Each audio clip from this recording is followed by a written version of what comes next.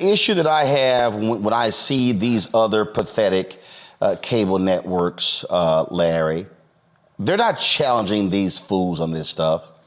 When they say, well, if Trump was John Smith, Bragg wouldn't be bringing this case. Well, first of all, John Smith wouldn't be paying off a porn star and using Michael Cohen to pay him off and then concealing the payments and paying them back while John Smith is running for president. You highlighted some really good points. And I want to also highlight something, Roland. Can we remember that Donald Trump and the law in terms of getting challenged at the federal and state level is not new. It's been going on for decades, including he and his father being accused of housing discrimination decades ago. So he's really been navigating all these really getting away with all these issues for years. The other thing is, Roland, a lot of these conversations about, Donald Trump getting away with it from the right, it really highlights why critical race theory is important. And I know two of my colleagues who agree with me.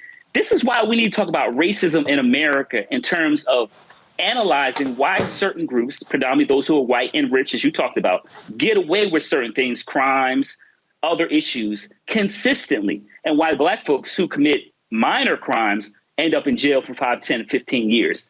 It's a two-tier system. But black folks are always at the bottom at the bottom tier. And we've known that for decades. So once again, these folks are complaining about, Donald Trump being held accountable. When the fact of the matter is he's been getting away with this kind of nonsense for decades. And as Malcolm X once said, chickens come home to roost. Well, chickens indeed come home to roost, Niambi. And I think, again, this is where you have to push back on the BS and not get caught up in their drama.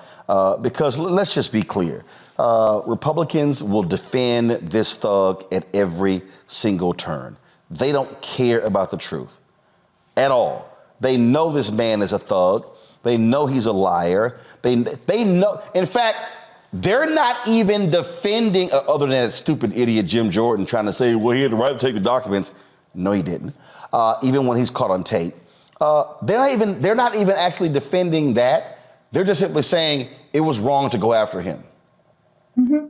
That's the best example of a two-tiered system when you don't go after the criminal, but you want to be Mr. Law and Order and you go after everybody else. Exactly. And I'm glad you said it, Roland, because I think what happens here is that Republicans want it both ways. They want to say certain people are exempt, but then they want to be the moral authority for everyone else. And I think what we're seeing here is how they can't even hold that logic together for themselves. And that's why they're unraveling, because the more they talk about truth, about justice, heck, they couldn't even hold the line for police officers, right, with January 6th. I mean, these people don't care about anything but winning. They don't care about anything but holding this man up because he looks like the best route to the White House, and he delivered for them 3 Supreme Court justices and lower court judges that they wanted. So that's all they're thinking about. They don't actually care about the fact that this man is unethical, that this man is corrupt, that this man is morally reprehensible, that he violates everything that these people say they care about, where we're talking about, family values or any of those kinds of things. Yet they want us to look at them as the beacons and the icons of moral rectitude in this country. And that's why I say, we have to be very careful when we start hearing white men, white people predominantly talking about injustice.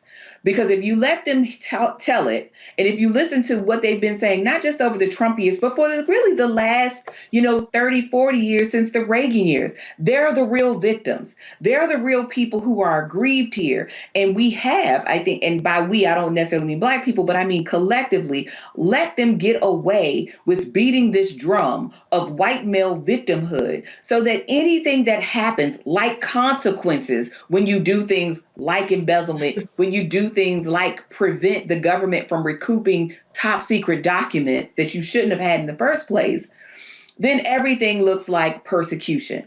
And that's really dangerous because we never really talk about what my colleagues were talking about, these young people, these black and brown men and women who are in prison, who are in jail, who are dead for virtually nothing. Yet these people get to create chaos and cause, big problems. I mean, that's the nicest way I can say it, whether we're talking about, acts of sedition or other kinds of things.